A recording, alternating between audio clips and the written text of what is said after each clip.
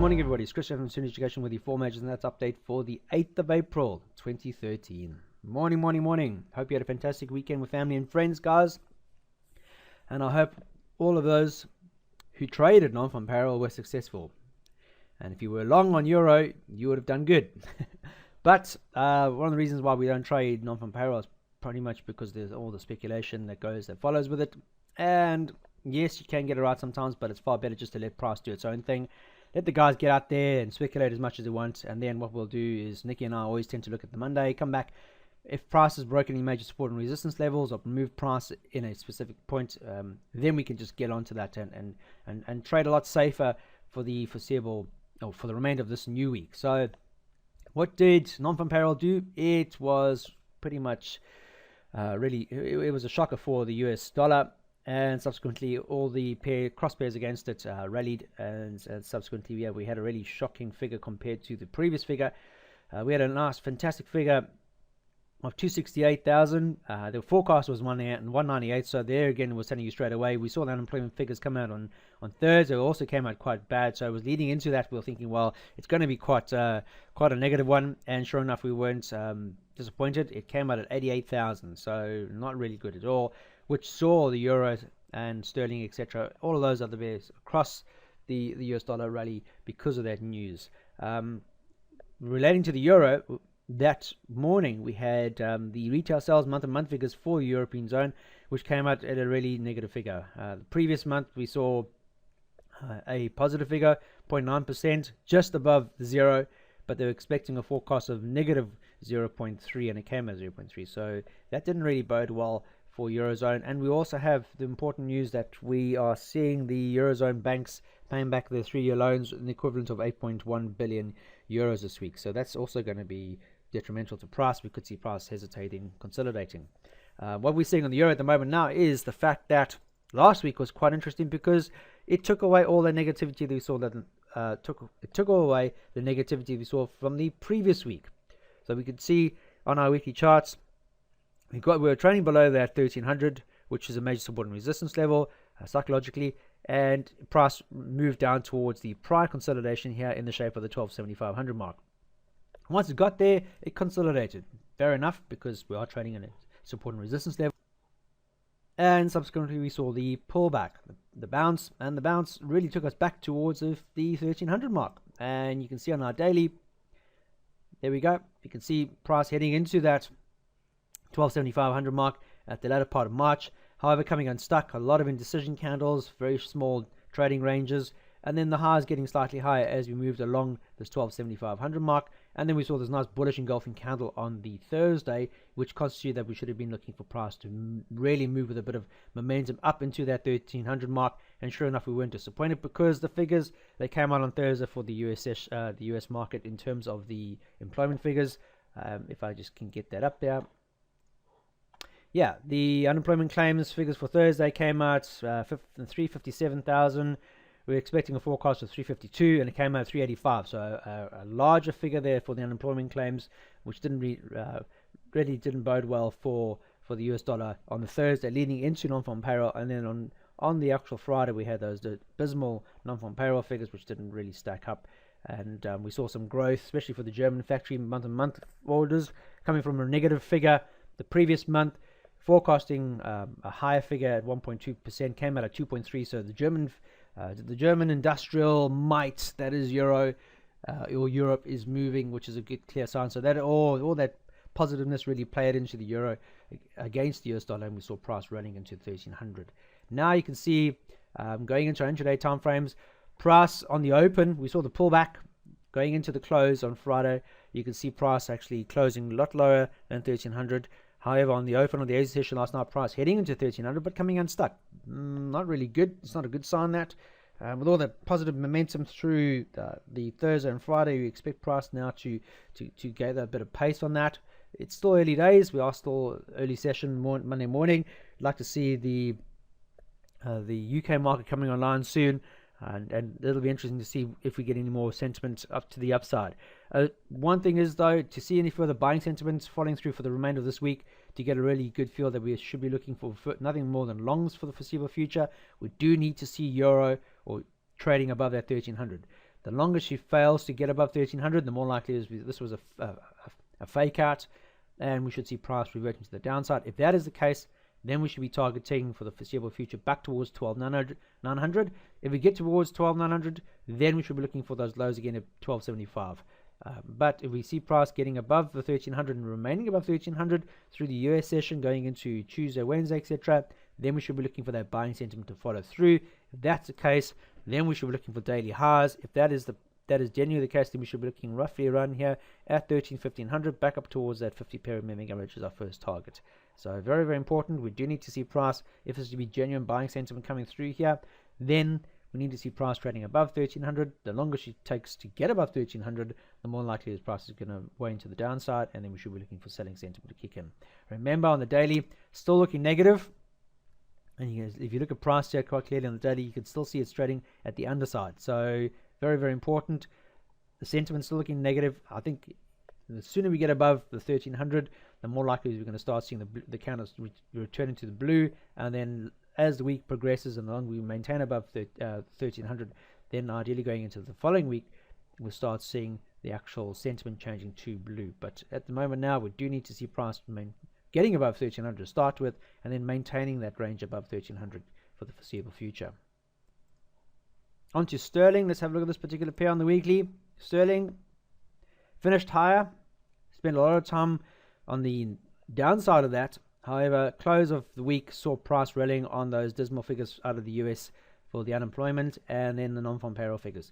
And it's taken price above that magical 15,300. You can see the Asian session trading above that 15,300, which happens to be a very long-term support and resistance level. We're talking back towards 2010.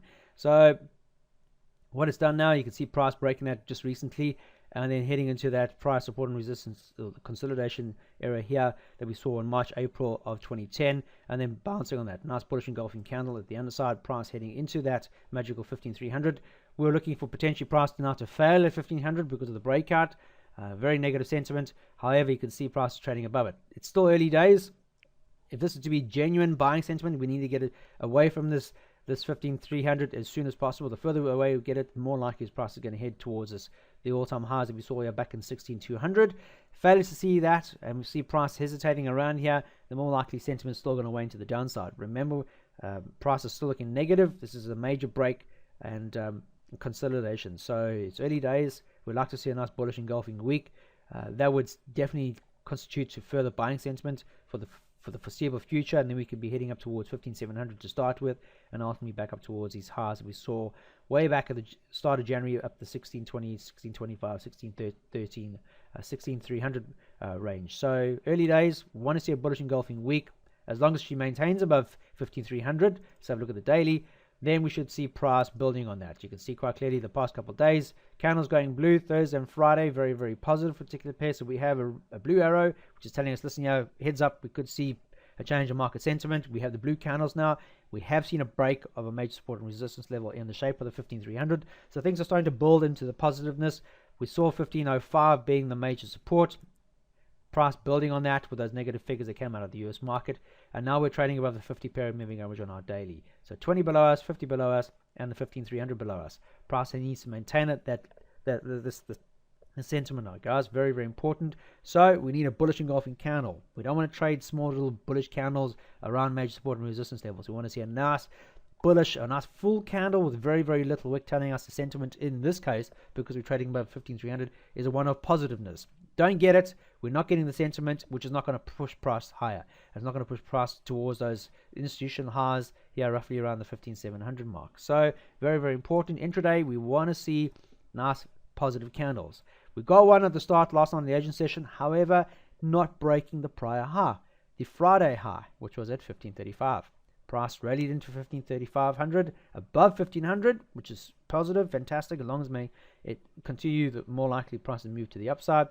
We've got our blue arrow candle and our sentiments looking positive. However, capped on the Asian start last night at 1535. Not really, really good, because you want to see that momentum now carrying through. All that negative sentiment from the US should play into the hands of the New Zealand and the Australian dollar rallying on that negativity from the US market. It failed to do that. So, okay, it's above 15,300.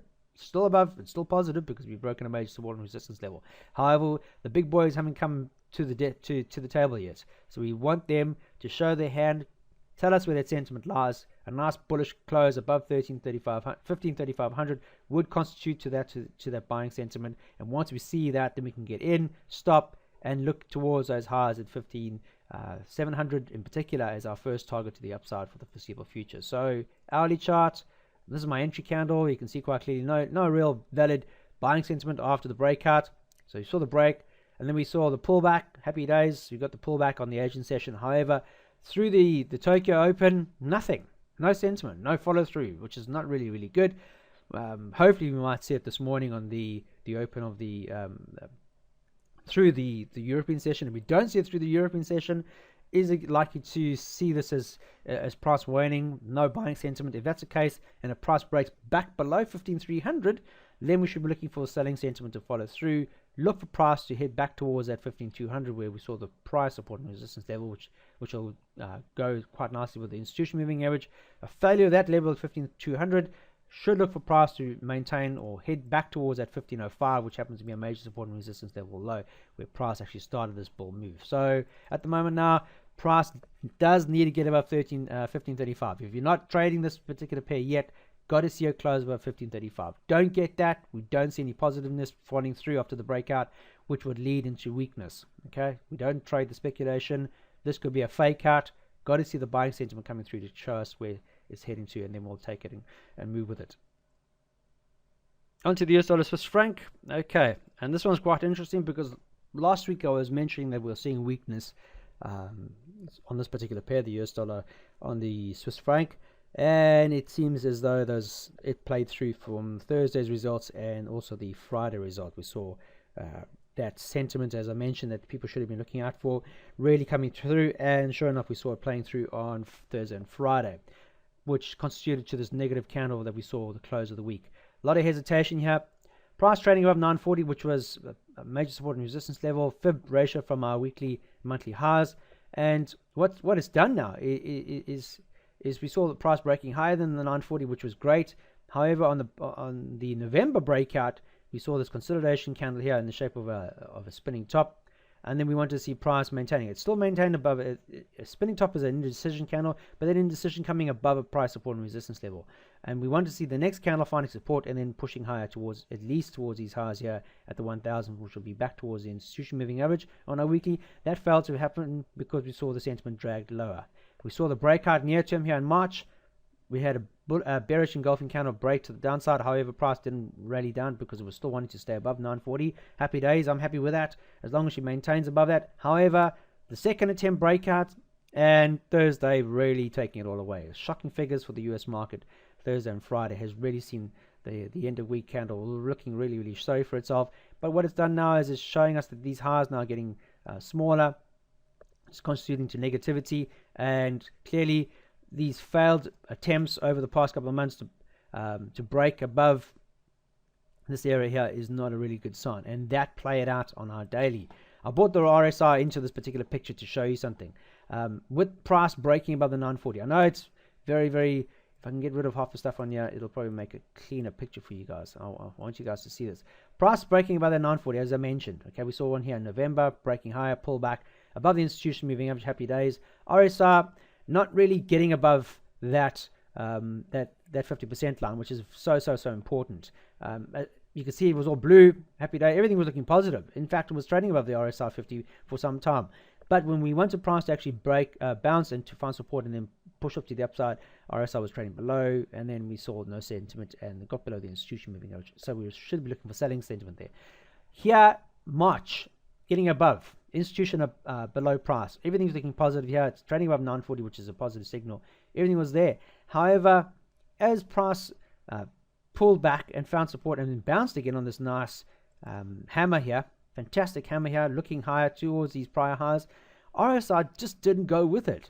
So it was telling me straight away that there was no sentiment behind this move, which is not a good sign. If price is making higher highs, you want to see the RSI moving with price.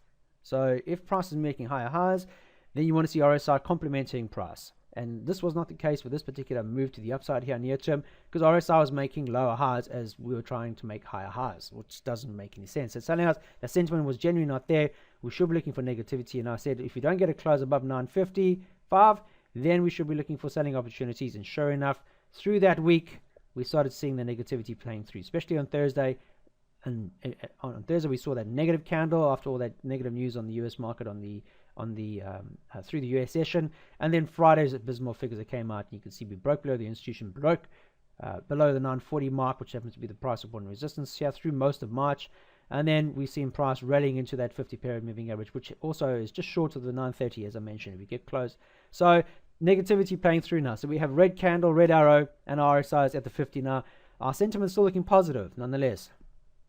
But I feel the longer we maintain below the 940, below the institution, and we get below this 930 mark in particular, then we're going to start seeing our sentiment starting to look more negative, and then we should be looking towards these lows that we came from just recently, roughly around, in particular, around the 910 mark. You see a lot of consolidation at this particular point. So get below. If we don't see price moving below 930, then we should be looking for consolidation for the remainder of this week, and a reattempt of 940 at the underside. If we do get below the 50 period and the 930 soon, then we should look for that sentiment to follow through for the remainder of this week, and then we should be looking for selling opportunities towards that 910. Okay, so at the moment now on our 4-hour time frame, you can see the negativity. There's more red recently than blue, and you can see quite clearly the Fib projection on this particular one, I think, is maxed out now. I think is really headed into that just short of the 100%, which will be 930. So price has really moved 100% of this initial move to the downside. So it's not going to play out, but I feel that if we don't see price closing lower than this 930, we should see price making a reattempt of the 940 soon. If failure to do so, then we should be looking for price to break 930 quite clearly, and then we're heading towards those lows, as I mentioned, to 910. The intraday time trend, you can see quite negative, all our moving average above price, and you can see there's more selling sentiment. So should be looking for sells. However, if we're looking for sells, we'd like to see price trading below 930. So at the moment now, negativity because we're trading below 940. However, if we continue to trade sideways on this consolidated range, then we could see you guys over there, you're quite aggressively intraday trading, a potential to trade up into that 940 range. Very, very aggressive. Could you be trading against market sentiment, but nonetheless, very aggressive counter trend trade. If we see price consolidating here and falling lower and breaking 930 quite soon, then we should be looking for selling opportunities for the remainder of this week. US dollar Japanese yen, let's have a look at this particular pair. Very, very positive candle for last week on the 940. Very, very positive candle indeed. That's after we had the Bank of Japan saying that we're going to continue with their quantitative easing, their purchasing plan, and sure enough, we saw the US dollar rally against the yen, which is now really seen price finding a lot of support on here. This is a very, very positive candle moving higher. So where are we heading to now? As it stands, we should be heading towards that 100 mark. Very strong support and resistance level. If you look at our monthly chart, guys, I want you guys to see this. All-time highs in 2007 to the current lows that we saw through 2011 and 2012. My Fib retracement area was drawn on this particular chart, and you can see quite clearly 23.6 to 38 recently at the 94 was played with quite heavily. However, you can see quite clearly the close of last week saw price well above the 9400, and now our next target would be the 50% line here at the 100 mark. Get above 100, then we should be looking at 61.8 Fib retracement here at roughly the 106 mark, just below the 106 mark, but looking positive nonetheless. So, and that's going to play out on our daily. So my black lines constitutes my 23.6 and my 38.2 of my weekly and monthly, and you can see my 100 now, which is my 50% line. You can see that sentiment now really playing through. A positive candle on the Thursday, very, very, very positive candle. Heading into the current highs here at 96.50. We saw the Friday break high, and we should be looking for highs. Asian session opened last night, looking positive, moving higher. All our candles are looking positive on the daily. Happy days. We're going to be heading in towards that 100. So look for pullback entries, tight stops, and look at taking profit at 100 on the actual charts, as that's going to be our next port of call. I can't explain all that sentiment on the 4-hour chart. You can quite clearly see very, very positive indeed, moving higher. Not the pullbacks not being all that great, which is great because that tells you that sentiment is really, really positive. And the actual pullback on this particular breakout over here only tested 23.6, so very, very strong movement initially, sentiment not really negative as people were just looking for price to move back, and then buying opportunities into the 96.50, break of the 9700 mark, and then still heading towards that higher. So things are looking really, really positive for this particular pair to the upside. If you want to do a fib projection, take the breakout, the start of the trend high, move it back, and you can see 61.8 is in play now, and the 100%, I don't know if we can actually put on here, is way up there at 100. I wouldn't be surprised. Next port of call, if we get above 60, if stays maintains above the 61, is the 78.6, and that is roughly around the 99 30 mark. So look for those buying opportunities. Start of this morning's session on the pullback. You can see prices pulled back on the Asian, not really breaking the Asian high. Look for the sentiment to break this going into the US session, and then we can target to the upside towards that 100. So nothing looking for nothing more than buying opportunities against the US dollar, Japanese yen. In fact, look for any cross pairs against the yen for buying opportunities. End of story. Okay, the yen's not, with all the yen coming out, with the Japanese, the Bank of Japan coming out with their rules of engagement saying they're going to be continuing to purchase for the near term or for the foreseeable future, has led to a lot of depreciation in their currency, but also a lot of buying sentiment for cross pairs against it. So look for buying sentiment opportunities with any pairs against the yen. That's it for today, guys. Short and sweet, 20 minutes. I know it's long, sorry, but it just gives you a feel of what's likely to happen for the remainder of this week, which is important. Please look at the news announcements today to see if there's anything out there that's going to actually play with market price action. I feel that we should see a knee-jerk reaction or some more sentiment coming in with those dismal figures on the US session for non-farm payroll. However, we do have on the European side, we have payments. We've got to repay those bank loans, 3-year bank loans, 8 billion. So that's going to take place. Then let's have a look and see if there's any other news this morning. We have German industrial production month-on-month figures. Looking for a positive figure with those positive figures for that came out for the German. If I can find it quickly here, the German factory orders were great. Then we should see the Monday figure coming out really playing in place with it. So the industrial production should be higher. That will also lead to a bit of positiveness on the European session. Other than that, there's not much else. This for the remainder of today.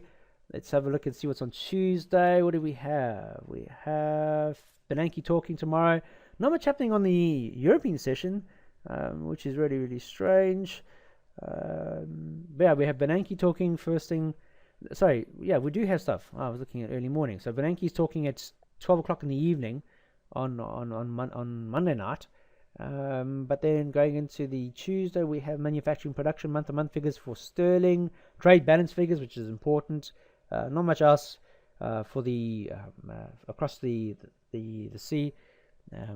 We've got Canada's building permits month-to-month figures. Other than that, nothing else. So just look into your fundamentals, guys, just to see if there's anything out there that could actually play with price action. But other than that, look for that sentiment to follow through this week, especially for the yen cross pairs, and for that negativity on the US dollar against its major cross pairs. Other than that, hope you have a fantastic trading day. Please back it up with sound money management. If you're using this particular template or any template, make sure you're trading with very strong money management rules and enjoy it. Keep it simple. Okay, and I'll see you first thing tomorrow morning. Until then, trade serenely.